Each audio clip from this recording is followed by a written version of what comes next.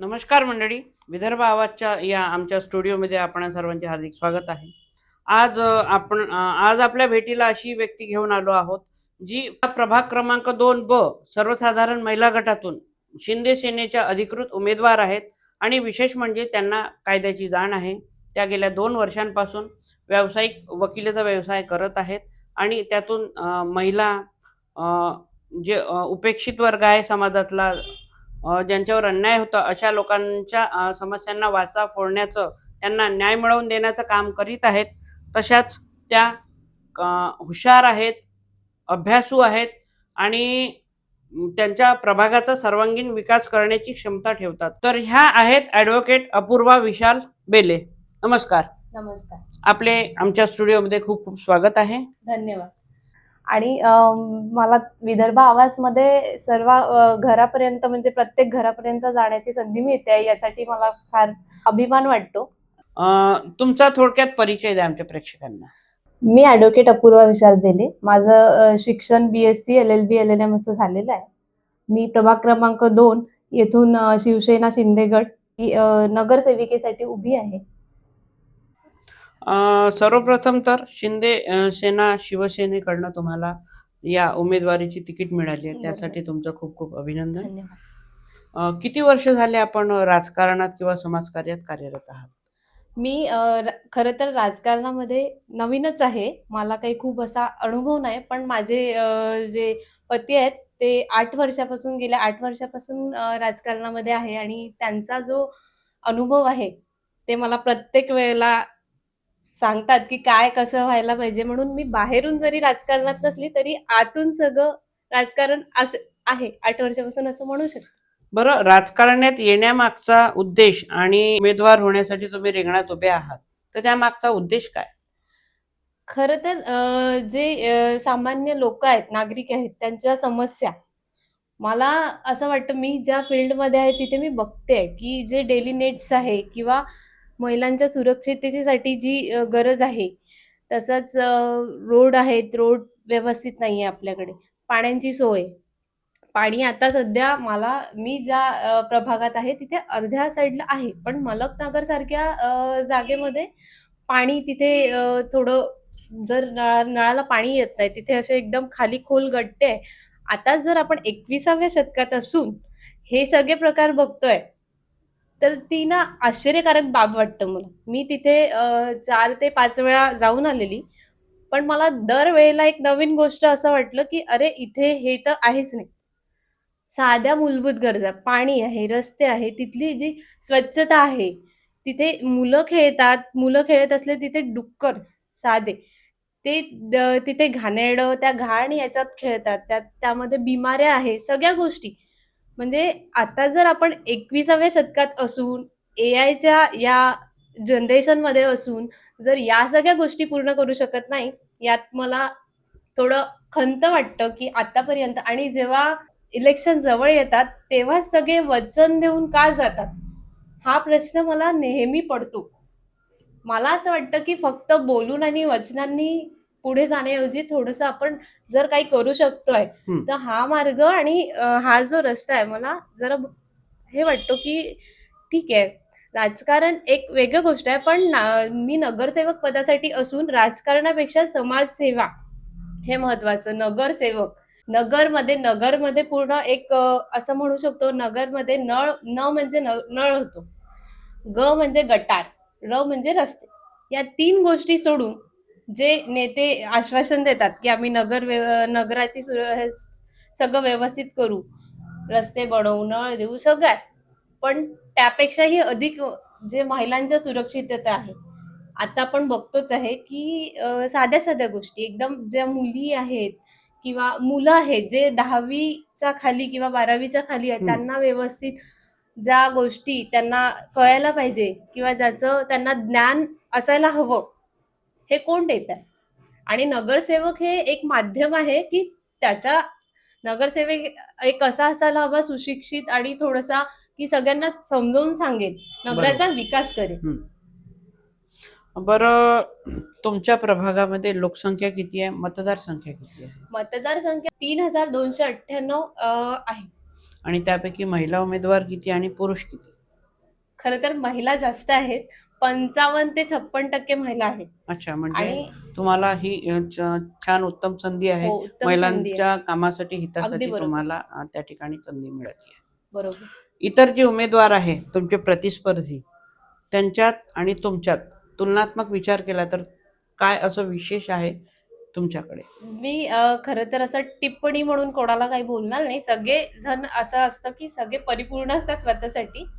पण माझं जे शिक्षण झालेलं आहे BSc, LLB, LLM, त्या शिक्षणातून मी जसं विधिशक्ती आणि प्रशासन ह्या दोनही गोष्टीमध्ये मी दोनही माध्यमामध्ये लोकांपर्यंत पोहोचू शकते, मदत करू शकते आणि सुधारणा करू शकते, असं मला वाटतं. म्हणजे लोकांनी का म्हणून तुम्हालाच मत द्यावे किंवा तुम्हालाच निवडून द्यावं?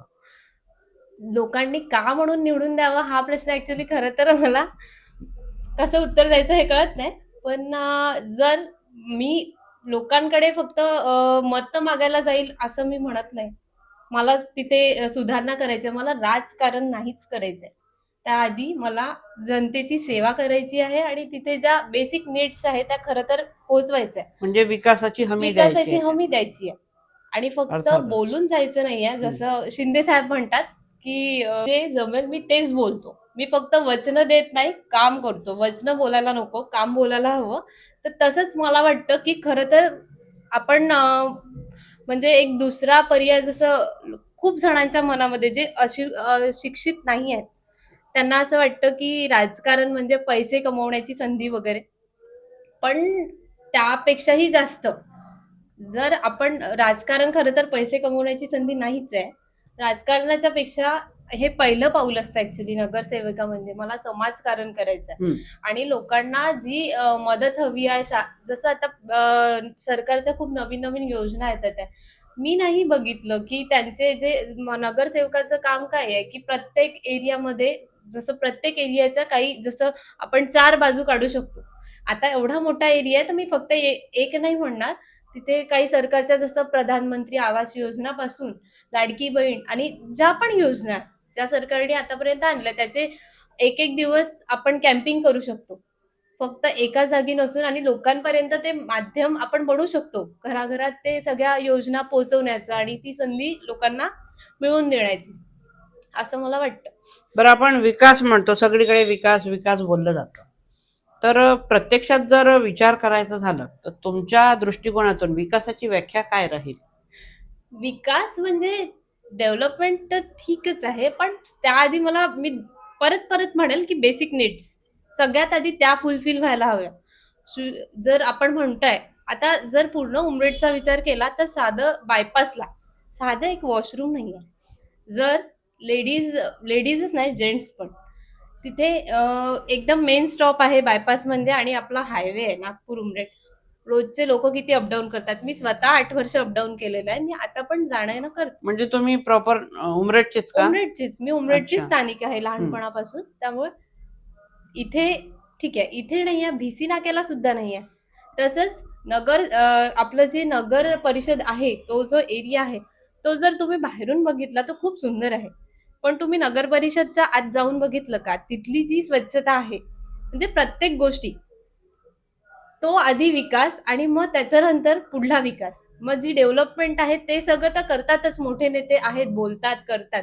पण यापेक्षा आधी ज्या बेसिक नीड्स आहेत त्या पूर्ण व्हायला हव्यात मला असं वाटतं. एक पुढचा प्रश्न तुमच्यासाठी, कायद्याचा अनुभव आणि त्याचा वापर विकासात कशा प्रकारे करून घ्याल तुम्ही?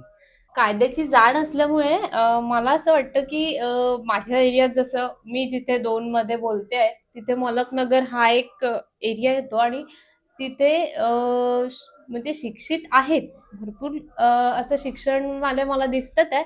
पण तरी सुद्धा काही लोकांमध्ये मला असं दिसतंय की त्यांना कायद्याची थोडंसं ज्ञान किंवा त्यांचे स्वतःचे मूलभूत गरजा, त्यांचे हक्क ते मला असं वाटतं की त्यांना पटवून द्यावे किंवा सांगावे. कारण अजूनही ठीक आहे कॉन्स्टिट्यूशन आहे, लोकांना माहिती आहे. पण तुम्ही जर प्रत्येक घरामध्ये म्हणाल तर खूप असं बोटावर मोजता येईल इतक्याच लोकांना कॉन्स्टिट्यूशनचे महत्व माहिती आहे. त्याच्यामुळे मी त्यांना ती एक मदत करेल किंवा सांगण्याचा मी ते प्रयत्न करेन आणि त्या प्रवाहामध्ये मी त्यांना आणेन की आपण काय आपल्याला राहायला हवं, काय बेसिक नीड्स असायला हव्यात, या सगळ्या गोष्टी. तुमच्या प्रभागाच्या सर्वांगीण विकासासाठी काय आराखडा आहे तुमच्याकडे? एक सुशिक्षित नगरसेविका म्हणून प्रभागाच्या सर्वांगीण विकासासाठी स्पष्ट दृष्टिकोन आणि सक्षम योजना आहेत. तर मी त्यासाठी एक म्हणजे असं म्हणू शकते प्रत्येक घरामध्ये, की मला मतदान करा, पण तुम्ही पुढच्या 5 वर्षाचा विचार करून मतदान करा. कारण मला असं वाटते, की जी माझ्यामध्ये मी युवा आहे, त्याच्यामुळे मला असं वाटते, की त्या फील्डमध्ये आहे, मी बघते लोकांना जवळून आणि ज्या सगळ्या गोष्टी आहेत, की काय बदल असायला हवेत, ते सगळे त्यात मी थोडासा बदल आणेन, असं मी लोकांना म्हणते. बरं, ह्या सगळ्या ज्या गोष्टी आहे राजकारणाशी संबंधित किंवा समाजकार्याशी संबंधित, ह्या तुम्ही तुमच्या पतींच्याच मार्गदर्शनातून करणार आहात किंवा करत आहात? हो. आणि ऑब्व्हियसली मी त्यांचं पहिलं प्रायोरिटी तर मी त्यांनाच देईल, त्यांचं मार्गदर्शन घेईलच. पण अजून असे प्रमुख काही लोक आहेत, की त्यांना मी विचारायला हवे. काही शिक्षक आहेत, काही असे जे गव्हर्नमेंट सर्वंट आहे, जे काम करतात, त्यांचे सुद्धा मी मार्गदर्शन घेईल. तसेच एरियातील काही लोकांचे सुद्धा मार्गदर्शन मी घेईलच. एक पुढचा प्रश्न, तुमच्या प्रभागातील दुर्बल घटक, महिला आणि वंचितांसाठी तुम्ही कायद्याच्या दृष्टीनं कशी मदत कराल? मी म्हणेल, की मी या फील्डमध्ये असल्यामुळे मी पोलीस स्टेशनपासून तर कोर्टाच्या पायरीपर्यंत प्रत्येक एक व्यक्ती ज्याच्यासोबत अन्याय होता, मी त्याच्या पाठीशी खंबीरपणे उभी राहील. असं होतं, की चुकीच्या गुन्ह्यांमध्ये अडकवून तर सगळा प्रकार होतो किंवा कधी-कधी असं होतं, की महिलांवर अन्याय सुद्धा होतात. काही घरचे लोकं असतात, की तसंच पोलीस स्टेशनमध्ये गेलं, की एकदम पटकन जर रिपोर्ट द्यायला गेलं घरगुती वगैरे ते घेत नाही. पण त्या सगळ्या गोष्टींमध्ये मी मदत करेन आणि मी फक्त असा विचार नाही करत, की माझ्या नगरातली असेल किंवा माझ्या एरियामधलीच असेल तर मी मदत करेल. पण मी प्रत्येक जर असा कुठे अन्याय होत आहे तिथे मी खंबीरपणे पाठीशी उभी राहील. नक्कीच तुमचे विचार अतिशय उत्तम आहेत. तुमच्यासाठी शेवटचा प्रश्न, तुम्ही जिथे राहता, तुमचं राहतं घर आहे, अगदी तिथून हाकेच्या अंतरावर तालुकास्तरीय पशुचिकित्सालय आहे बरोबर. आणि तिथे जाण्याचा जो मार्ग आहे अतिशय कचऱ्याचा आहे, खूप साऱ्या वनस्पती वाढल्या आहे. तर तो एक मार्ग स्वच्छ करावा लागेल. आणि दुसरी गोष्ट, शहरात अनेक मोठ्या प्रमाणात पशुपालक आहे, पशुधन आहे, पण समस्या अशी आहे तिथे पशूंसाठी आरोग्याच्या सुविधाच उपलब्ध होत नाही, डॉक्टर राहत नाही आणि औषधं नाही, बऱ्याच गोष्टी नाही. तर त्यासाठी तुम्ही काय करणार आहात? काय वाटतं तुम्हाला, की यासाठी काय केलं पाहिजे? त्याचा पाठपुरावा म्हणून आम्ही जो कोणी नगराध्यक्ष म्हणून निवडून येईल, हं. त्यांच्याकडे जाऊन मी थोडंसं त्यांना बोलेल किंवा म्हणजे जे पण सोयी करायला हव्यात त्या करेल. आणि रस्त्याचा प्रश्न आहे तर त्यासाठी मी मला जेवढं जमेल मी तेवढं सगळं करेल. प्रभागातील जनतेच्या हिताचं रक्षण करणारी एक सक्षम महिला, एक अभ्यासू महिला आणि कायद्याची जाण असलेली उत्तम कायदेतज्ञ अशी महिला उमेदवार आहे. तर निश्चितच ते विचार करतील आणि पुढच्या 5 वर्षात त्यांचा सर्वांगीण विकास आणि बरोबर. बऱ्याच काही गोष्टी आहे, त्यांच्या मुलाबाळांसाठी शिक्षणाची सोय, आरोग्याच्या सुविधा, या सगळ्या गोष्टींसाठी त्यांनी आज आपल्या या स्टुडिओमध्ये त्यांचं मत व्यक्त केलं आहे. तुम्हाला तुमच्या पुढच्या वाटचालीसाठी आमच्याकडनं खूप खूप शुभेच्छा. खूप खूप धन्यवाद. सरतेशेवटी आमच्या जनतेला काय संदेश देऊ इच्छिता? तुमच्या प्रभागातील किंवा उमरेड शहरातील समस्त मतदारांना काय संदेश द्याल? 2 तारखेला मतदानाचा दिवस आहे, जवळच आलेला आहे. येते आता 2 डिसेंबरला मतदान आहे. त्याच्यामुळे मी असं म्हणेल, की प्रत्येक व्यक्तीने मतदान आवर्जून करावं.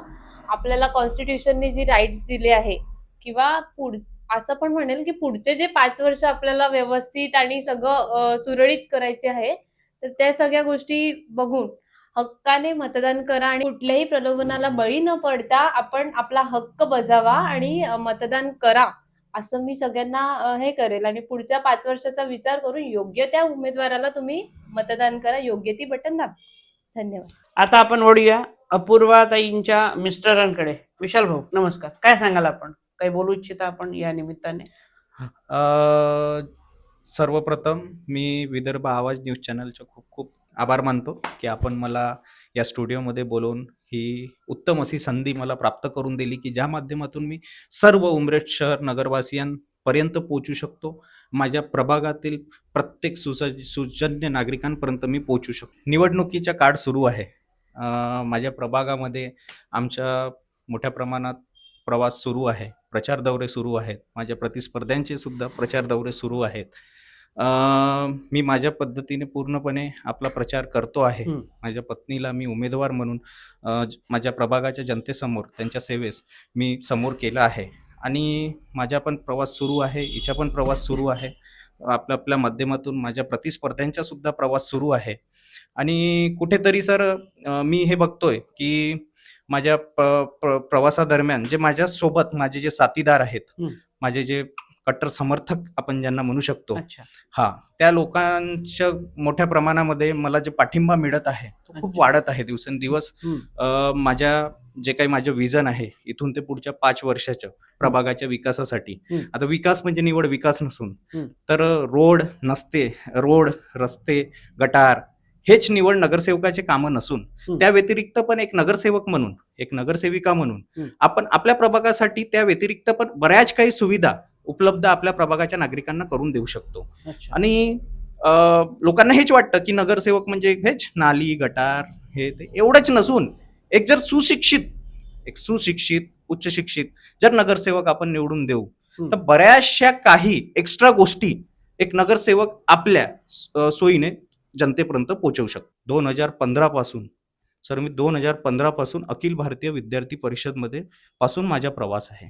10 वर्षाचा काळ, 10 वर्षाचा काळ आपण म्हणू शकतो. 2017 पासून मी ऑफिशियली कुठे ना कुठे भारतीय जनता पक्षामध्ये छोटे मोठे काम, कधी बूथ सांभाळलेत, कधी छोट्या बैठक काम करत होतो. म्हणजे संपर्क जसा जसा वाढतोय हिला कळतंय की आपल्या प्रभागामध्ये जे बेसिक नीड्स आहे लोकांच्या त्या आजपर्यंत फुलफिल झालेल्या नाही आहेत. बऱ्याचशा गोष्टीसाठी आपल्याला वर्क करणं खूप आवश्यक आहे. महिलांच्या सशक्तीकरणासाठी असते किंवा सरकारी योजनांचा लाभ आपल्या सर्वसामान्य जनतेला होत नाही आहे. तर त्या आपण कशा पद्धतीनं लोकांपर्यंत पोहोचवून देऊ, आपल्या जनतेपर्यंत आपण अशी सुविधा देऊ की एक सुशिक्षित आपलं जे शिक्षण झालं आहे ह्या शिक्षणाच्या महत्व आपण जनतेच्या सेवेस कसे देऊ, आपण शिक्षण एक माध्यम, आपलं एक शिक्षणाचं माध्यम जनतेच्या सेवेसाठी कसं प्रोव्हाइड करता येईल, कसं पुरवता येईल ह्या गोष्टीकडे आपण लक्ष देऊ. आम्ही प्रवास करतो, लक्षात येतं की बऱ्याचशा ठिकाणी साधे साधे पददिवे नाही आहेत. खूप रात्रीच्या वेळेस जेव्हा प्रवास करतो, आम्ही प्रचार करतो, तेव्हा लक्षात येतं की बेसिक नीड्स आपण 21व्या दशकात आहो ना. जसं की हिने सांगितलं की एआयचा जमाना आला आहे, पण एआयच्या काळाच्या व्यतिरिक्त सुद्धा 21व्या दशकामध्ये साध्या साध्या बेसिक नीड्स लोकांपर्यंत अजूनही पोहोचल्या नाही. आमच्या मलकनगर परिसर आमच्या प्रभागामध्ये येतं, सर्वात दुर्बळ घटक उमरेड शहरातलं, आणि तिथे आताही 21व्या दशकामध्ये साध्या साध्या बेसिक नीड्स अजूनपर्यंत पोहोचलेल्या नाही आहेत. तिथे रस्त्यावर असं गटाराचं पाणी वाहत चाललंय.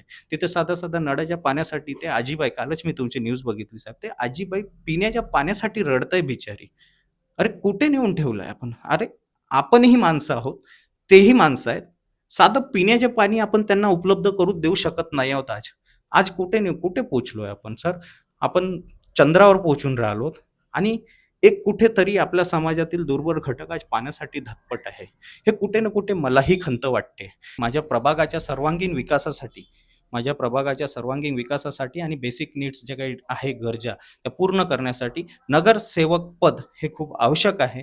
आणि या पदाच्याच माध्यमातून आपण त्या नगर परिषदमध्ये आपण जे काही चर्चा बैठक होतील, चर्चासत्र होतील, तिथे आपल्या प्रभागाच्या समस्या मांडू शकू. आणि माझी पत्नी तिथे या प्रभागाच्या समस्या मांडण्याकरिता सक्षम आहे. आणि प्रभाग क्रमांक 2ची भरपूर जनसंख्या आणि भरपूरसे मतदार आमच्या पाठीशी खंबीरपणे उभे आहेत. आमच्या रोड मॅप, आमचा स्वभाव, आमच्या विजन, आमच्या जे काही गट्स लोकांनी आमच्यामध्ये बघितले आहेत त्या गोष्टींवर विश्वास ठेवून जनता आमच्या पाठीशी खंबीरपणे उभी राहणार आहे. आणि आपण हा जो मला चान्स दिला विदर्भ आवाज या माध्यमातून लोकांपर्यंत पोहोचायच्या, जनतेपर्यंत पोहोचायच्या, त्याबद्दल खूप खूप धन्यवाद. खूप खूप धन्यवाद. तर मंडळी, ह्या होत्या प्रभाग 2च्या महिला उमेदवार शिंदे सेनेच्या. यांनी जो विकासाचा आराखडा मांडला, त्यांच्या प्रभागातील जी मलकनगर नावाची एक वस्ती आहे त्या ठिकाणी अजूनही मूलभूत सोयीसुविधा पोचलेल्या नाहीये. एकीकडे आपण AI तंत्रज्ञानाचा वापर करून पुढे जाण्याचा प्रयत्न करतो आहे, तर दुसरीकडे त्या अतिशय विदारक अशी परिस्थिती पाहायला मिळते. तर त्यांनी तो प्रश्न सुद्धा मार्गी लावण्याची आज हमी दिली आहे. आणि नक्कीच त्या प्रभागातील जनतेला एक असं नेतृत्व यांच्या माध्यमातून लाभणार आहे किंवा लाभलेलं आहे. तर येत्या 2 तारखेला सर्व मतदारांनी आपला संविधानाने दिलेला हक्क बजावा आणि योग्य उमेदवाराला मत द्या. धन्यवाद. नमस्कार.